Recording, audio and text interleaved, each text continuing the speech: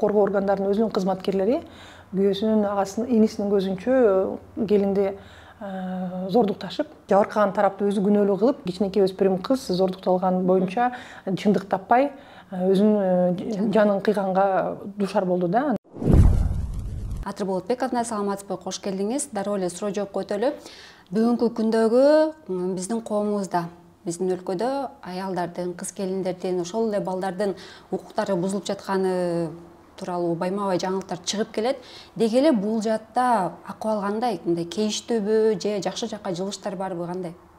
Биздин Кыргызстанда азыр эл аралык акыркы баалоолор чыгып атат. Аялдар эң эле кооптуу чөйрөдө жашаган, корголбогон эл катмары деп белгиленип атат да. Анан бизге күнүндө мына жаңылыктарды ачсаң эле, соц тармактарды ачсаң эле, кайсыл бир жерде аялды же кичинекей баланы зордуктаган, урган, өлтүргөн учурлар боюнча окуяны окуйбуз.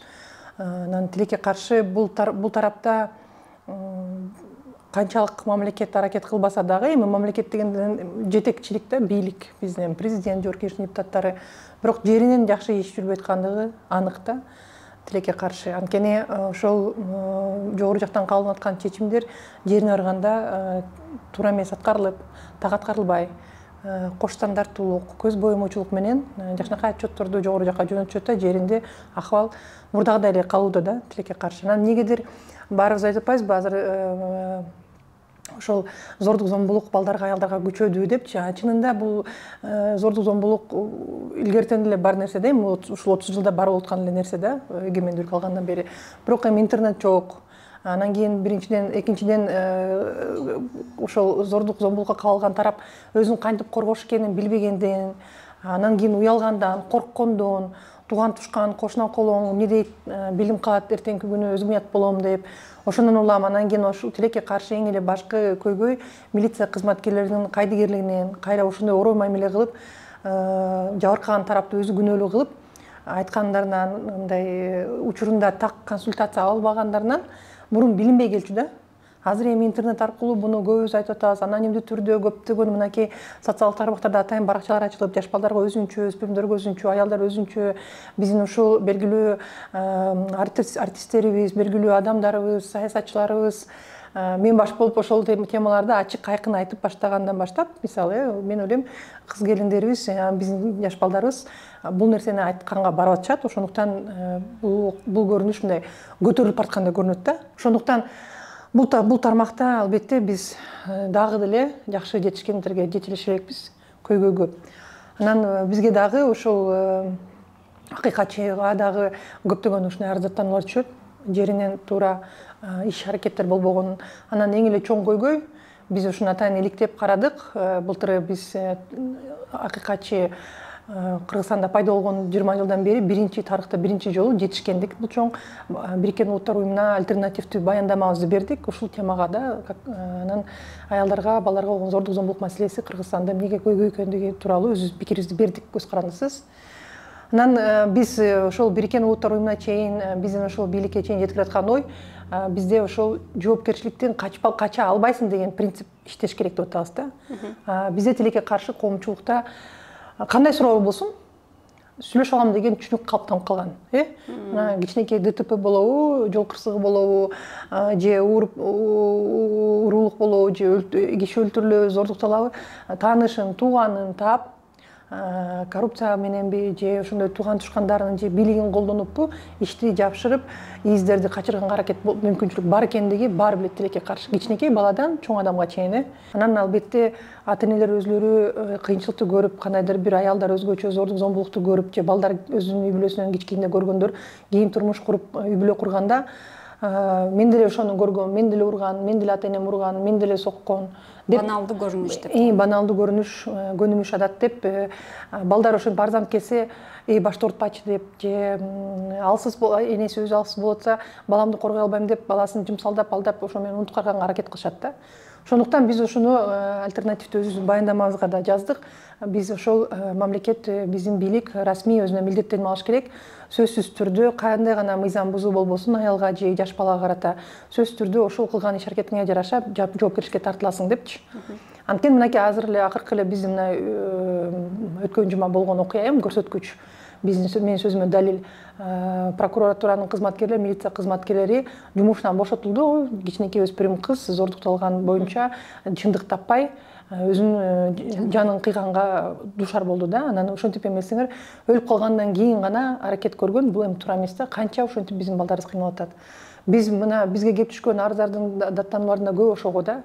Тилекке каршы бизде дагы жерлерде, региондордо өзгөчө түштүк тарапта аялдар нааразычылык көрсөтөт, силердин акыйкатчы аппаратынын кызматкерлерин кайрысак орой мамиле кылышат, күйөөңдү укпайсыңбы деп кайра кубал ешет, арызымды алышпайт деген ушулар да бар да, андай дагы бар. Ошон үчүн бул эми системдүү мамлекетте калыптанып калган көрүнүш болуп атат да. Биздин аялдарыбыз тилекке каршы мамлекет тараптан жакшы корголбой калган болуп атат. Анан билебиз, мынакей эгерде эссеңер 40-ка чейин бир орто эсеп менен балаңды багып, анан балдарыңды чоңойтуп жумушка чыгайын десең, азыркы эмгек талаасында болгон талаптар андай эмес, 18ден 35ке чейин сөзсүз түрдө татынакай болушуң керек, тажрыйбаң болуш керек деген талаптар коюлгандагы аялдар кайра жумушсуздукка эле дуушар болуп калат. Анан ошондуктан бизде ошол көрүнүштөр бар. Анан коомчулукта мынакей акыркы дагы болгон окуялардан жанагы келинди эки баласы менен өлтүрүп койгон, баткенди келинди өлтүрүп койгон окуя болду. Эми ошондо коомчулуктун кайдыгерлиги, ошол 3 кишини өлтүрүп, кыйнап өлтүрүп аткан учурда алардын кыйкырыгын кошуна колуңдор уккан жокпу? Көчөнүн өтүп аткан адамдар уккан жокпу?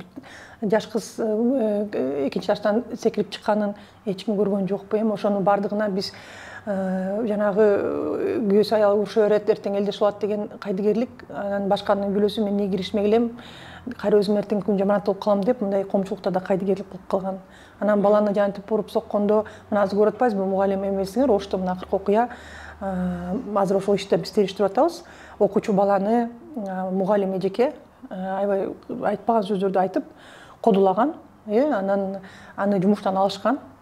Бирок азыр ошол мугалим ошол кичинекей окуучу баланын энесин сотко берип, менин аброюма шек келтирди, интернетке жарыялады, бул деген моралдык мага компенсация бериш керек деп сотко бериптир. Эсиңер кантип, эмне унчукпаш керек беле? Бир айтылды, эки айтылды, бала арызданды, укпаса, кичинекей балага мугалим ошондой баскан турган ошондой сөздөрдү айтып атса, үлгү болуп атса, кантип анан кийин интернет акыркы момундай элге чындыкты табуунун аракети болуп атпайбы? Жөнү жок кыларга, жардамчы кыларга иш жоктон эле берип атабы?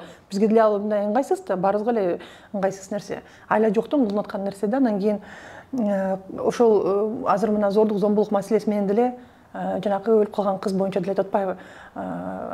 Милиция кызматкерлери, сот кызматкерлери өзүңүн көрүнүшүң улуу көрүнөт экенсиң, өзүң баскан турганың, тиги кыска юбка кийип алып турсаң, анан дагы ушинтип кайра өзүлөрүн кодулагандан бизде ошол иштер көп учурларда кыскарып, жабылып, аяга чыкпай калат да. Анан эң чоң көйгөй көбүнчө зордук зомбулукка кабылган биздин балдарыбыз, аялдарыбыз бул социалдык аял топтордон, муктаж топтордон. Алар ошол өзүнүн укуктарын билбегенден, анан ошондой нерсеге калгандан кийин милиция кызматкерлери кайдыгерликтин аркасынан учурунда ыкчам чара көрбөгөндөн биринчи далилдерди чогултушка убакыт өтүп кетет. Мисалы, Балдар кодексинде так жазылган, зордук зомбулукка кабылган баланын сөзсүз түрдө сот медициналык экспертиза, физиологиялык экспертизасын, анан кийин психологиялык экспертизасын 10 күндүн ичинде дайындаш керек деп. Мынакей көйгөй ошол жерде дайындалбайт. Ачык айтайын, дайындалбайт. Анан кийин дайындалбагандан кийин эртеңки күнү зордук болушун аныкташ оор.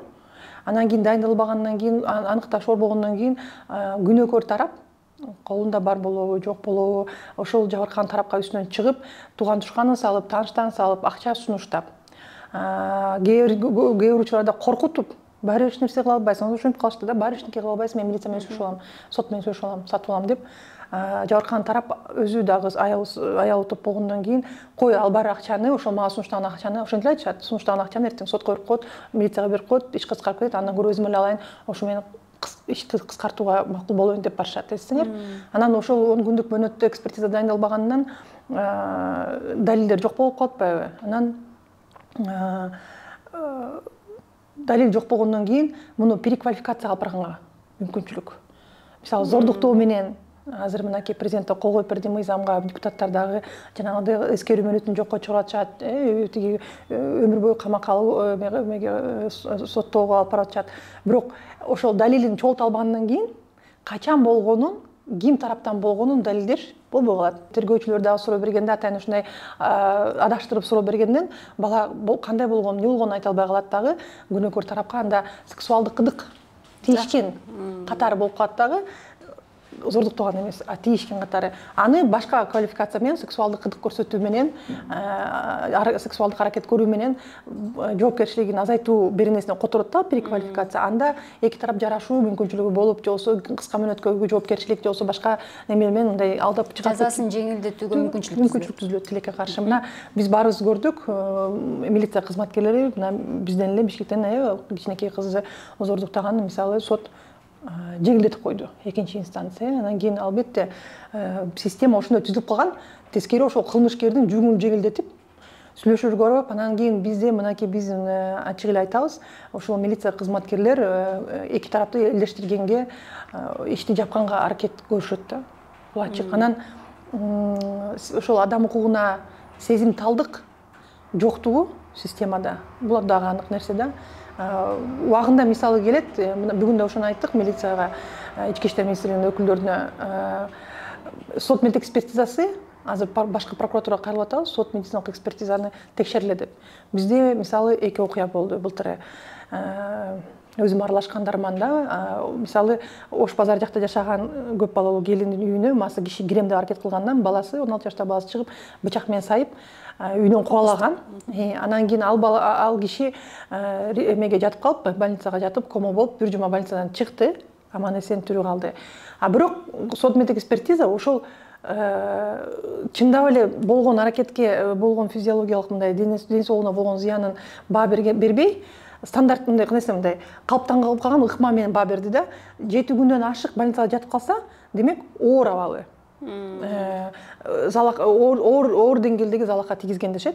7 күнгө чейин жатса, анда жеңил жаракат алган деп кошот. Эстеңер? Ошондо энесин коргоп, өзүнүн кичинекей бөбөктөрүн коргогон баланыкын тиги киши комага жатып калганынан оор деп кошту. Ошол эле учурда бизде мына Нарын районунда жалгыз бой эненин, жалгыз уулу өзүнүн карындашына түнчүндө балдар келип тийишип үйүнө чейин киргенге аракет болгондо кубалап жиберген, карындашын коргоп. Эртеси алар 15 бала келип, аны токмок калган. Башы жарылып, жагы сынып, көз башы баары аябай жаман жабыркаган. Анан аны ошол биринчи ирет жанагындай 7 күндүк мөөнөттө больницадан чыгарып ийгенге аракет кылышкан. Ал 7 күнгө чейин чыгарылган. Андан кийин кайра операция болуп башка больницада ошол менен 2,5-3 айга чейин дарыланды ал балачы. Анан ошондо энесине ошол эле коомчу өзүнүн жамааты да, ошол жеринен эле болгон нерсе да. Эчтеке кыла албайсың, колуңан эч нерсе келбейт, биз милиция менен сүйлөшүп койдук дешкен. Биз чырылдадык, чуркадык, СМИге да бердик, сот медициналык экспертизага, саламаттык сактоо министрлигине да кайрылдык, комиссиону кайтадан каралга деп көгөрүп туруп алышты, жеңил деп. Эсиңер? Ошол менен азыр эки тарап сүйлөшүүнүн негизинде иш кыскартылды расмий. Мынакей системанын иштегени. Кантип аман эсен жанатип мас өзү келип алып, мыйзамсыз иш кылып аткан чоң эркек кишиге бала коргонуп аракет кылганда оор залакка тийгизди деп баланы мынакей биз санкциясынан чыгарып алдык, бирок тилекке каршы пробациялык мөөнөт менен бала соттолуп кетти. Соттолду деген атка конуп калды. Жөн жок жерден. Тиги жерден өзүнүн карындашын коргойм деген баланы жанагындай ден соолугу жабыркаган, эми ошол үй бүлөсүн бага турган, энесин бага турган жалгыз баласы эми ден соолугу аябай начарлап калган бала болуп калды да, эсиңер. Мына, анан биз азыр прокуратуранын алдына ошону коюп атабыз, сот медициналык эксперттердин ишмердүүлүгүн текшергиле, бирдей эле көрсөткүчтөр болуп аткан учурда эмнеге башкача тыянактарды чыгарышат?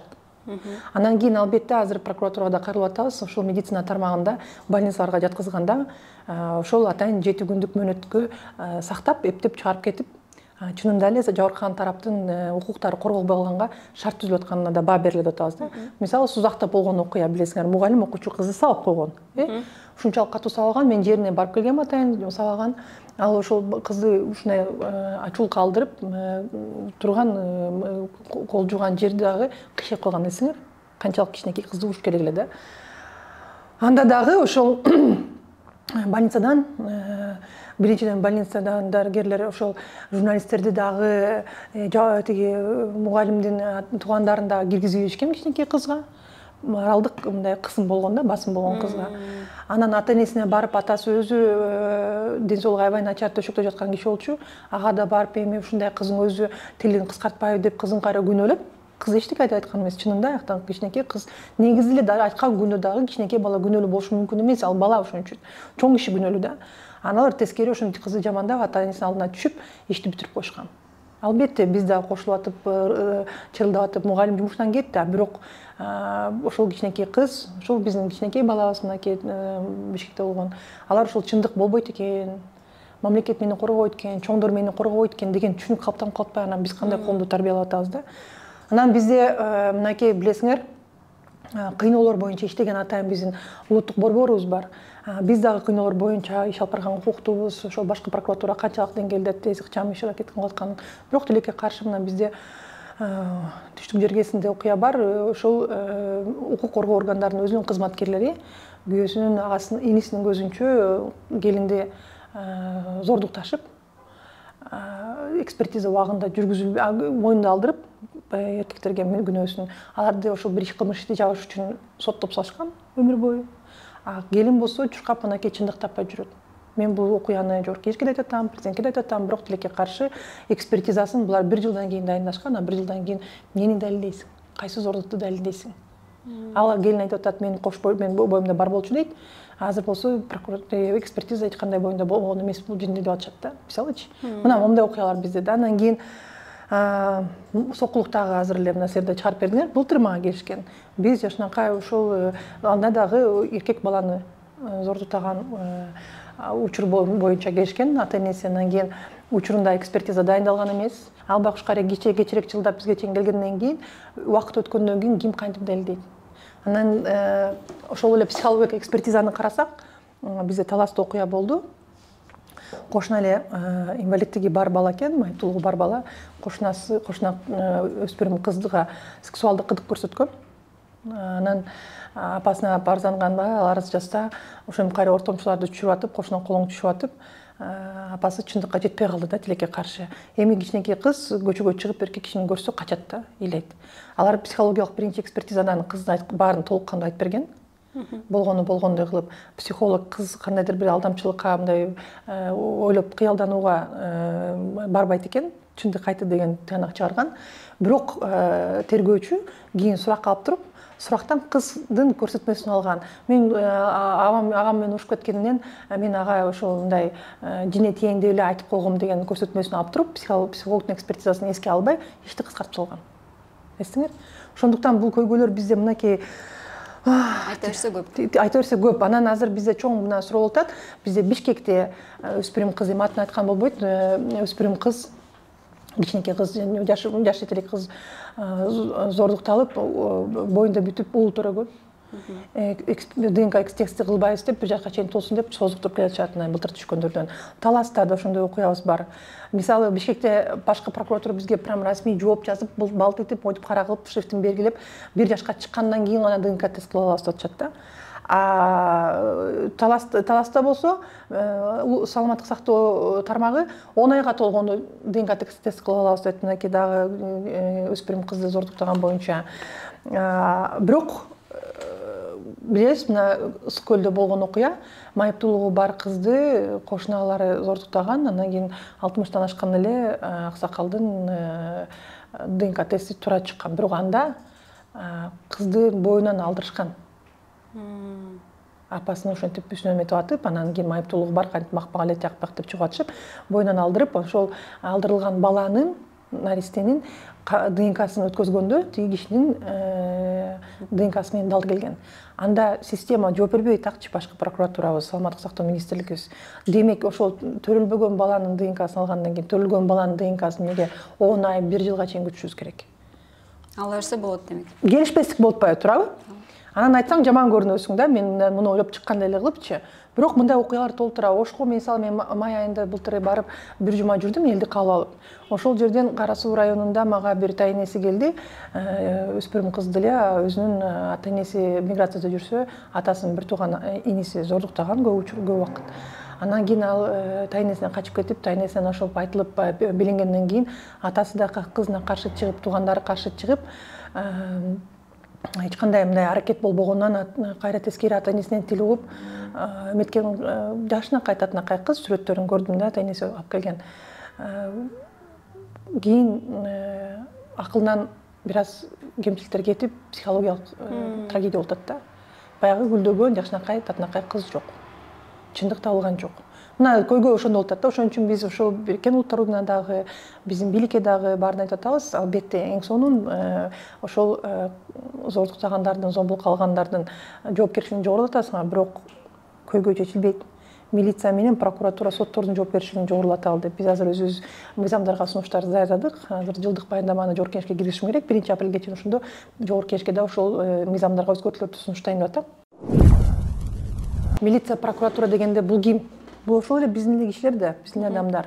Мына өзүмдүн эле иштерим боюнча прокуратурага барсам, ошол аял прокурор туруп, башка аялды сөгүп урушуп,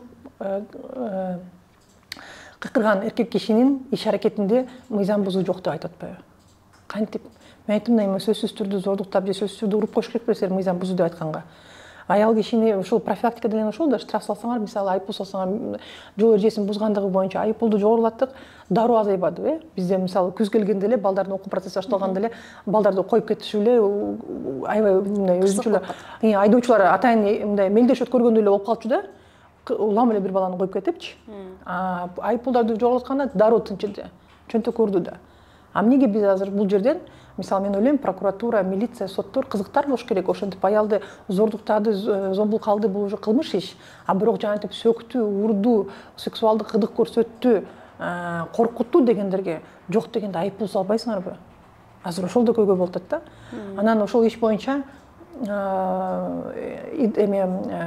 милиция кызматкерлери туура эмес протокол түзүп, кайтадан сот кайтарып берип, кайраlar протоколун түзүп, сотко бергенден кийин сот чечим чыгарып атат. Прокурорго көнбөй, мейли ооба тигинин аракетинде ошентип аялды сөккөн, катуу сүйлөгөн адамдын иш аракетинде мыйзам бузуу бар, бирок мөөнөт өтүп кеткенине байланыштуу айыппул салууга мүмкүнчүлүк жок деп чыгарып. Мына системачы. Анан албетте ушинтип система иштеп атсак, ким ишенет? Анан акыйкатчы дегенде мындай да, бизде милиция бар, жооптуу. Алар тергөө иштерин, ошол оперативдүү иштерди жүргүзүш керек. Күнөөлүү адам, шектүү адамдарды камаш керек, табыш керек, далилдерди чогултуш керек. Мисалы прокуратура, ошол милиция канчалык деңгээлде ыкчам, тез өзүнүн функционалдык милдеттерин аткартканын текшериш керек. Көзөмөл жүрүш керек, надзор. Соттор чечим чыгарыш керек, ким күнөөлүү, ким күнөөлүү эмес. Акыйкатчы аны кыла албайт. Дүйнө жүзүндө акыйкатчы мамлекет адам укуктарынын сакталышына, туура саясатты жүргүзүүнү талап кылат. Менин болгон мүмкүнчүлүгүм ошол болуп аткан нерсени ачуу, чындыкты айтыш. Анан айтып атсак, бизди жаман көрүшөт. Билесиңер, былтыр мына УКМК баарын жапырт, камакка албагыла. Бизде кылмыш жаза процессуалдык кодексинде так жазылган. Ар бир ошол шектүү адамдын иши, жанагы бөгөт коюу чарасы индивидуалдуу каралыш керек. Ким болгон, кандай иштерге мурмун иш аракет болгон, үй бүлөсү барбы жокпу, туруктуу жашаган жери барбы жокпу, анан ошого жараша санкция тандалыш керек да, бөгөт коюу чарасычы. Анан камакка алуу бул өзгөчө. Чектөө, анткени бул эркиндигин чектөө, камакка алынышы да. Анда так жазып турат. Эгерде тергөөгө кийлигишип, тергөөгө басым көрсөтүп, тергөөдөн качканга мүмкүнчүлүгү бар болсо, анда камакка алсаңар болот деп турат да. Бирок бизде андай жок болуп атпайбы? Жаш балдарыбыз мынакей ошол эле энесинин кичинекей балдарын коргоо, бөктөрүн коргойм деген баланы камакка алып коюшкан. Ызылдап сотуна чейин өзүм барып атып, соттордун тыкылдатып атып, адвокаттарына баарына барып атып, мисалы, анда биз үйүнө чыгарып кеткенбиз да, ал баланы жок деген үйүнө чыгарылганбыз. Буга чейин иштеген 5 акыйкатчы мырза эч кимиси өзүнүн мөөнөтүн аягына чейин иштей алган жок. Анткени ушундай зордук зомбулуктан башка саясий укук бузуулар бар, адамдардын, журналисттердин укуктары бузулуп атат, мынакей чектөө болуп атат, анда айтып чыгасың. Анан кийин ошол акыйкатчы эч бир мамлекетте бул берене жок. Анткени бардык дүйнө жүзү, бардык мамлекеттер акыйкатчы ошол макамы чындыкты айтыш, жеткириш, анан системаны түрткүлөш, адам укук саясатын жүргүзүш. Көңүл буруп, коңгуроо кагыпчы. Өзбекстанда бул берене жок. Өзбекстанда кетирбейт акыйкатчысын. Казакстанда мындай берене жок. Тескерисинче, акыйкатчы чыгып сүйлөгөндөн кийин мамлекеттик жетекчилердин баштары ыргыш керек. Кызмат ордунан бошотулуш керек, мынакей ишти өтүп берсиң деп. Бизде тескери, алар кылбаган ишти кылбай атат деп айтсаң, акыйкатчыны кетиришет да. Россияда андай жок. Силер дүйнө жүзү азыр баары бизге айтып атат, мынакей силер демократия калдыңкы мамлекет элеңер, бирок эмнеге акыйкатчыны көз карандысыз кылбай атасыңар? Акыйкатчы ачуучунду айтса, кайра акыйкатчыны өзүң күнөөлөп, жумуштан алганга аракет кыласыңар. Чоң суроо. Азыр дагы мына укук коргоо органдары Атыр Абдрахматова биздин тергөө иштерибизге кийлигишип атат. Соттор мынакей биз жанакы бүт могу зордук зомбулук боюнча сотторго барып мониторинг жүргүзөбүз десек, соттор кылмыш жаза процессуалдык кодекс юридикалык күчүн биздин мыйзам жөнөкөй мыйзамдан жогору, анан кийин бул деген биз жабык каралган иш деп бизди киргизбей коет. А мыйзамда так жазылып турат, жабыркаган тарап макулдугу менен катышсак болот. Жабыркаган тарап макулдугун берип атат, жабыркаган тарап суранып атат соттон, кирсин акыйкатчынын өкүлдөрү, мониторинг жүргүзсүн деп сот жок деп атат. Анан аны ачыктап мен силерге интервью берип койсом, сот системасынан пресс-релиз чыгып атат. Мына Атыр сот иштерине киришип атат деп. Кантип мен сотко бул күнөөлүү же бул күнөөсүз деп айтканым жок. Айта албайм анткени бул соттун иши. А бирок сот процесси кандай жүрүп атат? Баа бергенге укугум бар. Беришим керек. Анткени мына зордук зомбулук боюнча иштерде сөзсүз түрдө билесиңер, бала негизи өспүрүм балдар боюнча айтсак, жаш балдар боюнча сөзсүз түрдө соц кызматкерлер аралашыш керек да. Баланы мисалы сурак калгандында кыска мөөнөтү бекитилген, узак мөөнөт сурак калган болбойт, кечки мөөнөттө сурак калган болбойт. Сөзсүз түрдө соц кызматкер, психологдор катышыш керек. Ал талап сакталбайт. Ата-эне көп учурда билбейт. Ата-энеси жок деле барып сурак калган учурлар бар тилекке каршы. Бул бир. Экинчиден сотко барганда соттор же шектүү тараптын, соттолуучу тараптын адвокаттары туруп кичинекей кызга кантип кармалады эле, анан өзүң чечтиң белең деген суроолорду берет, эсиңер? Анан кантип чындык орнойт? А биз отурсак кандай суроо берилбей калат. Анткени биз отурсак биз ошону көрсөк, мейли купуялыгын сактап, бирок башкы прокуратурага мен купуя сырылдуу деп туруп кат жөнөтүп, бул ушундай суроо берип атат, баланын укугун бузуп атат. Президентке ошону киргизгенге укугум бар. Жогорку Кеңеш депутаттарына укугум бар. Купуялыгын сактап. Ошол мүмкүнчүлүктү бизге түзбөй атышат да.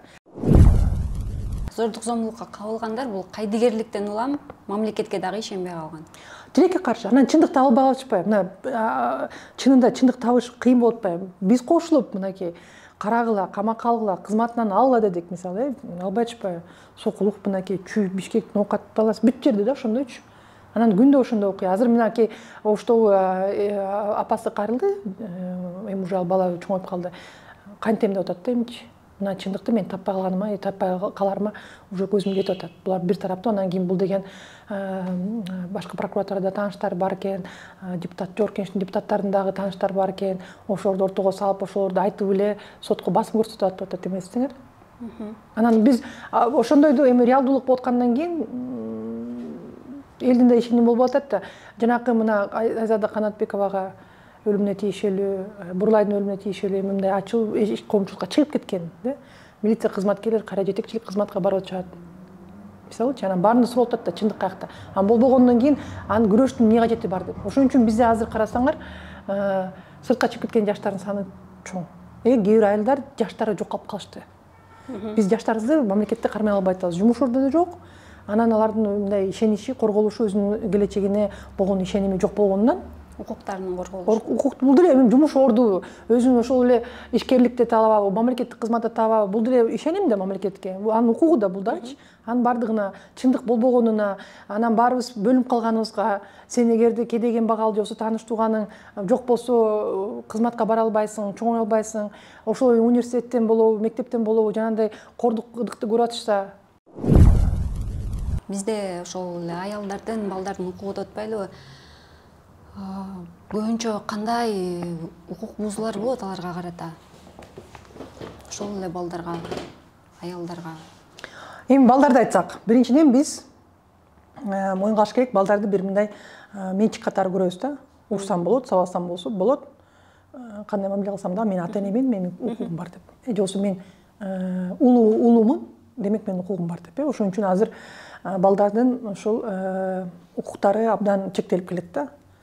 Үй бүлөдөн ошол балдардын ата-энеси өзлөрү мен чечем, мен айткандай кыласың деп балдардын мисалы ажанатып жабыркаган тарапта келсе өзүң күнөөлүүсүң деп кайра өзүн күнөөлөп калган учурлар көп да, тилекке каршы.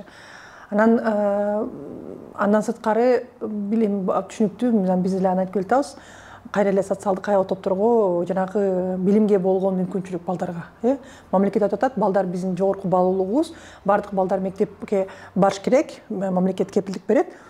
бирок кыр эле жанакы транспорт маселеси, жол киресин төлөй албайт. Бирөө бүлөдө 3-4 баласы бар болсо, жалгыз боо эне болсо, бизде азыр мынакей кечээ эле карадым, эсиңер, жылына 50 000 тегерегинде үй бүлө куралса, 12 000 тегерегинде жылына ажырашуу болот экен. Бизде азыр тилекке каршы, эгерде көтөрсөңөр, расмий статистиканы, расмий мисте толтурады. Ошол расмий ЗАГСка барып, көбөлүгүн алгандар да, катталгандар. Ажырашып, азыр жалгыз боо энелер саны көп. Же болсо атасы көбөлүктө атасы бар деп жок деп жазылбаган, жок деп эч ким жазылбаган балдар да көп. Тилекке каршы. Эми ар бир эле 3-чү, 4-чү айым жалгыз боо эне болуп калат да. Анан ошондой эми ал деле өзүнүн мындай кандайдыр бир эрин жүзүнүнөн же мындай кандайдыр бир кыялынан улам эмес, бул эми жашоодо ар кандай болот да. Анан алар корголбой калып атат. Ал айым биринчиден балдарын багыш керек, экинчиден балдарын багыш үчүн иштеш керек, балдардын коопсуздугун караш керек. Анан ошол эле кичинекей унааны, жол кирени биз мисалы балдарга 5 сом, жок дегенде 5 сом кылып берилет деп мисалы жетише албай атабыз да. Анан кийин мугалимдердин болгон орой мамилесин моюнга алыш керек. Мен мисалы мурун эгерде мен деле окуган маалда мугалимдер, мектеп, ата эне биргеликте иштечү. Мен ушундай кырдаалда окудум да, мисалы ушундай акыбал болчу. Сонун тентек кылып койсоң, сөзсүз түрдө көңүлүңө жазат, сөзсүз түрдө ата энең келет, сөзсүз түрдө көзлөшөт, туурабы? Бирөө келип мени коркутуп койсо, жейил атса, ата энем келип мугалимдер менен сүйлөшөт. Азыр болсо, мугалимдер айтып атат, билим берүү айтып атат, системасы, биз баланын тарбиясына жооп бербейбиз. Биз баланын коопсуздугуна, баскан турганына жооп бербейбиз, бир гана мектепте болгондо билим беребиз, коопсуздугуна кепилдик беребиз, калган үчүн бизге тийиш бергиле деп. Эми жалган да булчу. Биз мугалимдерибизди көрүп, мына мени кечээ умурда күндө дем алыш күндөрү апам менин немис тилинен берген мугалим эскертип айтып атпайбы, ушул Айжан эжекем олимпиадага атыр катышат деп, жалгыз барбасын деп чуркап баратып, колун сындырган, кулап түшүпчү. Мына мугалим. Анан ошентип мисалы математика мугалими аябай чоң мага мындай чоң өзүнүн салымын кошкон, аябай колдогон, математиканы жакшы көрчүмүн. Акыр айына чейин жанымда жүрүп, жакшы жылуу сөздөрүн айтып, үлгү болуп, кошумча материал берип, ушундай менен иш алып барчу да. Эмнеге азыр андай болбой атат? Эмнеге мугалимдер азыр балдарды уруп сокконго, сөккөнгө, жаман сөз сүйлөгөнгө, эгерде мына созактагы кызга мисалы мугалими ачык ачык керек. Жакшылап видеону уксак, чыккан да алчы эмесе. Сенин үй бүлөңдү карап алчы, деги үй бүлөңдөн жакшы адам чыккан эмес деп ачык айткан. Эмне анда ошондо унчукпай туруп беришекпи бала? Аргасыздан айтат, өзүңдү карабайсың депчи. Ошон үчүн мен ошол балдардын мектепте укуктарынын бузулуп атканына көңүл бурам. Бүгүн мынакей биз нарында рекеттин өрчүп кетиши боюнча тегерек өткөрдүк. Биз былтыр бизге ошол жаш активисттер келип кайрылгандан нарын өкүлчүлүгүбүз менен ошол мониторинг жүргүзүп, чынында рекет бар болуп, балдардын арасында биздин сеттик мамлекеттик мыйзамдар иштебей, ошол криминалдык топтордун мыйзамдары иштеп, кыздарыбызды кодулоого, сексуалдык ыдыкка, талаага чейин чыгарып кетип, кармалап самалаганга чейин барып, эч ким иштемей алган учурга апаргандын далилдедик. Анан кийин балдардан үстүнөн жанагындай салыкты коюп акчасын чогулткандын, бир үй бүлө башка айылга көчүп барганга чейин аргасыз болгон. Ошол айылдан барып таап чыгып, байыр акча бер деп эметишкен, талап кылышкан. Ошол анан кийин милиция эгерде аны көрбөй, билбей атса, акыр аягы ошол активист жаш балдардын аркасы менен биз кийлигишип мониторинг кылып, бардык тараптарды сурамжылоо баштагандан кийин мамлекет да көңүл буруп, мынакей кызматынан бошоду, жетекчилигичи Алмашты. Ошого чейин жеткириш керекпи? Мамлекет эмнеге кызыктар эмес? Биздин балдар ошол криминалдык чөйрөнүн мыйзамдары менен жашайбы? Түшүнүктөр менен. Же жазылган мыйзам, адамдык мыйзамдар менен жашайбы? Караш керек, каякта карап турат? Ошол эле ИДН кызматкерлер, ошол эле соц кызматкерлер. Анан кийин мындай да мугалимдер мурун эгерде эсиңерде болсо, бала эгерде көк ала келсе, милицияга айтчу, сөзсүз түрдө. Бала эгерде көңүлү жок келсе дагы, ата энесине милицияга кайрылып иш жүргүзчү. Анда бизде эле балдардын саны көп болчу, анда эмнегедир жетишчү мугалимдер, азыр жетишпей атышат.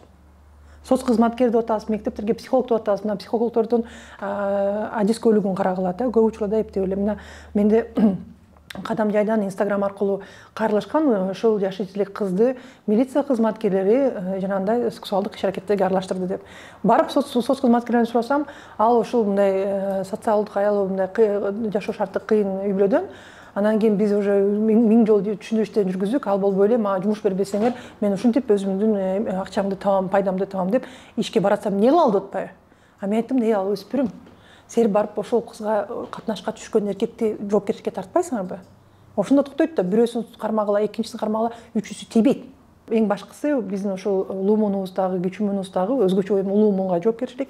Биз кандай болбосун зордук зомбулук баланын укугун, аялдын укугун чектөөгө кайдыгер болбой, кайсы учур болбосун баарына каршы чыгышыбыз керек. Ошол пикирге келишибиз керек да. Болбойт, тийбе, кыз кишини тийбе, аялды тийбе, жаш баланы тийбе, урба, сөкпө депчи ошого көнбөсөк, ошондой балуктарды өзүбүз айтып, өзүбүз кыла баштасак, буну оңдой албайбыз да, бизчи. Баягы система эле. Да, система кетет. Ошондо мисалы өзүбүз эми чынында эле мыйзамдарыбыз, жакшы мыйзамдарыбыз көп. Иштетип аткан жанагы кайдыгер бардык милиция жаман деп айта албайм. Арасында ошол жаман адамдар бар, тилекке каршы өзүнүн ишин кылбаган, акчага алданып. Ошол баягы прокуратура, укук коргоо кызматкерлери, тергөөчүлөр тарабынан көп мыйзам бузуулар, көп жерден көз боемочулук, аттап кетүү, жаап жашырып коюу деген фактылар көп болуп атат эмеспи? Деги эле ошолордун арасында мындай жоопкерчиликке тартылып, бир жазасын катуу өтөгөндөр барбы? Жок. Бир да жолу болгон эмес. Мынакей эң эле ызы чуу болгон Айзада менен Бурлайдын өлүмдөрү менен айып пулга салынды, жумуштан алынды, компенсация төлөштү. Анан эмне болду? Анан кайра тиги кызматтык териштирүүнүн дисциплинардык жоопкерчиликке тартылгандар кайра кызматка барышты. 3-4 жыл өткөндөн кийин. Мына. Бизде эми аны да түшүнүш керек, мыйзамда такталган да бир иш үчүн, бир мыйзам бузуу үчүн бир жол жоопкерчиликке тартыласың деп, анан кийин жанагы кызматтан алынып калып, резервде калып 3-4 жыл өткөндөн кийин, эми дисциплинардык чараны 6 ай өткөндөн кийин бүттү жоопкерчиликке тартылган эмес, таптаза чыгып атпайсың. Даже кылмыш кылган соттолгон адам мөөнөт өткөндөн кийин кылмыш кылбаган таза адам калган укуктарга ээ болуп атпайбы. Бул эми стандарт да. Ошон үчүн эми адилеттүүлүккө мындай бир жетиш үчүн мен ойлойм, ар бирибиз өзүбүздөн эле башташ керек да. Эми мисалы саясатчылар деле шайлоодон көп убадаларды айтышат. Анан кайратка албай атышпайбы? Ар кандай шылтоолор менен себептер менен президентибиз эми аракет кылып атат, үлгү болуп Айгүл айымды жанында алып жүрүп, Айгүл айым тең укуктуу жанында жүргөнү. Мен ойлойт элем ошол биздин 1-айымдагы ушул суроолорго көп аралашканы туура болмок депчи. Коомчулукта эми ар кандай пикир болуп атат, бирок биз көрүп атабыз, Америкада деле Мишель Обама өзүнүн ордун ээледи да. 1-айым катары. Ушул маселелер боюнча да өзүнүн ордун ээледи. Анын үнү аябай катуу кылат. А эмнеге биздин 1-айымга бул маселелерди көтөрүп чыкса, мына саясатка аралашып атат, мынакей деп кайра өзүн кодолоп атпайбыз эмесиңер? Мына биздин коомчулук, биз даже 1-айымды кодолоп атабыз. Уят да. Жоңошубуз керек. Мен ойлойм, тескери ошол биздин башкы прокурордун аялы, биздин депутат мырзалардын аялдары, алар үй бүлөдө болгон мамилесин, ошону элдин көзүнчө мындай көрсөтүп, сыйын көрсөтүп, жөн эле чакырык, жөн эле талкуунун алкасы менен өзүнүн иш аракети менен, үлгүсү менен көрсөтүш керек. Биздин ошол жерлерде болгон лидерлерибиз, элдин алдында жүргөн адамдарыбыз тең укуктуу болгонубузду, сыйлап атканыбызды, бири-бирибизге ушундай аял мамиле кылып, чынында жардам берип, көмөк көрсөтүп атканыбызды ачыкка чыгарышыбыз керек да. Чынында ошол балуулук ичинде болуш керек деп ойлойм да. Ошондо гана система өзгөрө баштайт. Мына азыр көрүп атабыз, кадрдык саясат, кадрдык кризис болуп атканчы мамлекетте эми калыптанып калган нерсе да. Анткени мисалы бизде деле кыйын да, менде делечи 3 жолу конкурс өткөрдүм. Бир министрликте иштеген, жогорку кеңештин аппаратында иштеген, администрация президентте иштегендер кайра бизге келет да. Анан бирөө келиптир мага. Эмнеге жумушка келдиңиз бизге десем, мен азыр иштеген жерим жашаган үйүмдөн алыс болуп атат дейт. Сиздин биздин офис, акыйкатчынын иш жери мага жакын дейт үйүмө. Эстеңиз? Анан мени урушуп атышат, эмнеге ошондорду жумушка албайсың депчи, мына сенде вакансия бар экен, кадрлар берип атышпы, эмнеге албайсың? Мен кантип алам? Мен сурайм, эмне келип атасың? Мен тытам, мен адам үчүн күрөшөм, укуктарын коргоого даярмын деген. Мынакей атайын ошондой региондордон да балдарды, мисалы азыр Нарындан рекетти ошол көтөрүп келген баланы кел, окуу билимиңди ал, бизден тажрыйба, стажировка өт, конкурска катыш, жумушка кел деп атам. Ошентип ар бир региондон ошентип күйүп бышкан балдарды издеп, кыздарды издеп атып, жумушка алайын деп атам да. Кадрдык саясат ошол да, ошолорду алып киргизип иштетишибиз керек. Анткени системада мурунтан бери иштеп келаткандар азыр алар карып өзүнүн балдарын киргизип, мурункулар эле иштеп аткан эле болуп атпайбызбы? Ошон үчүн өзгөрүү жок да. Биз чындап эле ошол жөнөкөй жашоону көрүп, өзү жана чортаман элдин арасынан чыгып, ошол кодулууну, ошол кордукту, ошол чектөөлөрдү көргөн адамдарды мен мисалы алып келип иштеткенге кызыктармын. Анткени алар билет. Мына өзүм да мигранттын баласы катары, кызы катары, өзүм жалгыз боо эне катары көп нерселерди мен деле баштан өткөм. Ошон үчүн мен буга кызыктармын. Адам кыздардын, келиндердин, балдарыбыздын укуктарын коргоошуна кызыктармын. Ошон үчүн мен кээде эмоционалдуу, кээде чырылдап ушинтип чыгып айтканым да ошого байланыштуу. ошондой кишилерди таап биз жумушка киришибиз керек да, ошолорду өстүрүп ошол системаны оңдошсун. Анан мен ойлойм, зордук зомбулук маселесинде дагы мен мисалы азыр мына атайын баткендиктер менен иштешип атып, ошол тажик агрессиясынан кийин айтып атпаймынбы, оңго чейин кайрылдым, анан кийин 3-4 жолугушуу өткөрдүм. Атайын жанагындай иликтөө кылып 3-4 жолу бардык эмки жума кайра барам.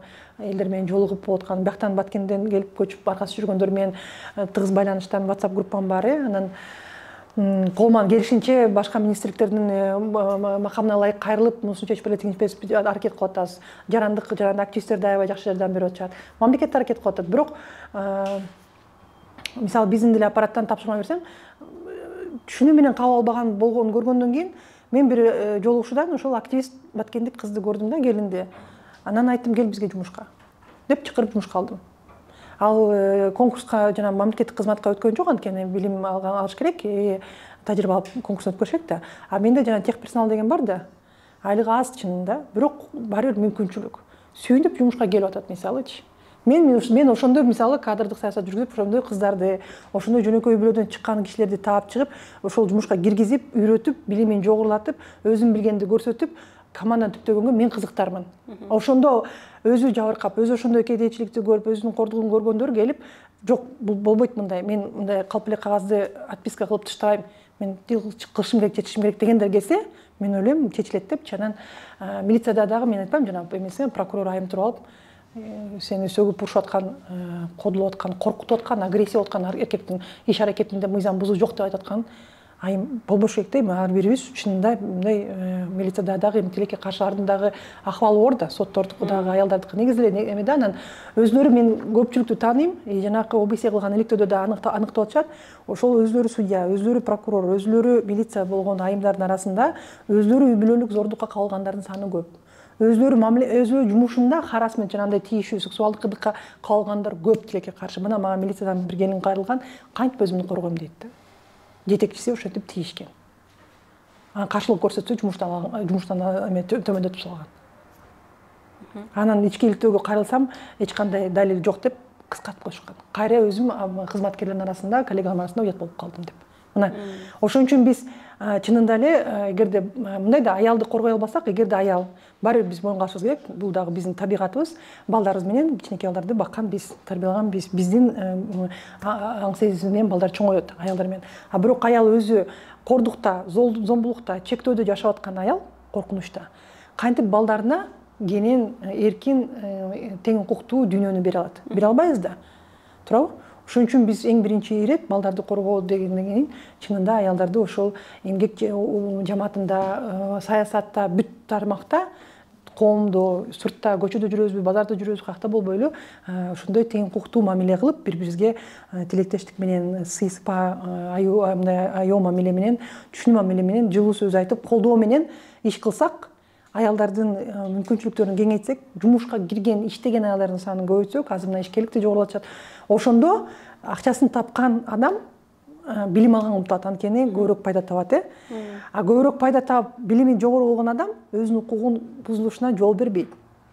Ошон үчүн бунун баары бири-бири менен байланыштуу да. Биз ушуну жөөбүз дегенде сөзсүз түрдө аялдардын тең укуктуу болуп, өзүнүн жашоодо ордун таап, жумуш ордун таап, өзүнүн адам катары жашоодо тагдырында ордун таап, өзүнүн тың ишин кылганына шарт түзүп беришибиз керек. Ошондо сексуалдык кырдыктагы, зордук зомбулуктагы чектөөлөр дагы бир топ азаят дагы, жок койсо чыгат. Баардык мамлекеттерде эми өнүккөн мен кыйын деген мамлекеттерде дагы баары бул көрүнүштөр бар, бирок биздикинде жапырт, биздикинде билбейм 90% эместен бизде аябай эле көп болуп атат да. Ошол зордук зомбулук деп калдык. Мына зордук зомбулук кылгандардын жазасын катаалдаштыруу, өмүр бою эркинен ажыратуу деген сунушту киргизип атпайбы? Сиздин көз карашыңыз кандай? Мен кандай иштейт? Жоопкерчиликти жогорулатуу, катаалдаштырууга колдойм.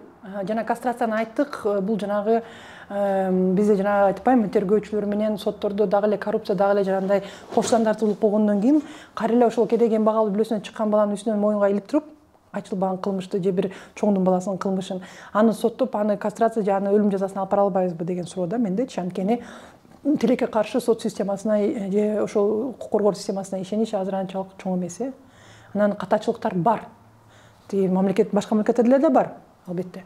Ошон үчүн мен ага каршымын да, өлүм жазасын киргизгенге, анан кийин кастрацияны киргизгенге анткени чындап эле жанагы ур токмо калып мойнуна алдырып соттоп жиберишсе биз күнөөсүз адамды өлтүрүп коюшубуз мүмкүн да.